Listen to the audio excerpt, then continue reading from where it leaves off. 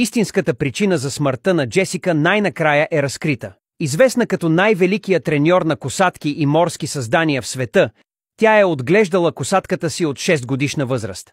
Но легендата за нея е изкована предимно благодарение на митичен хищник, абисална акула с черни като смола зъби и червени очи, като гняв, която тя е нарекла Карамел.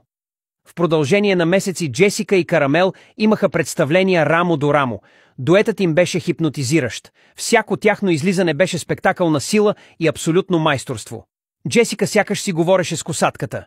Тя твърдеше, че са обвързани с пакт за уважение, но Карамел никога не беше забравил истинската си природа.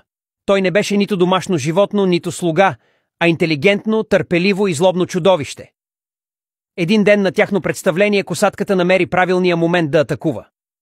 Той усети кръвта от рана на своята дресьорка.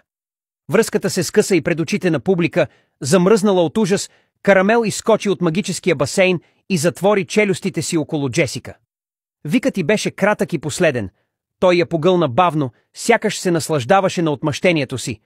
От тогава никой не смее да се приближи до него. Напишете какво мислите за тази трагедия в коментарите. Абонирайте се и споделете видеото.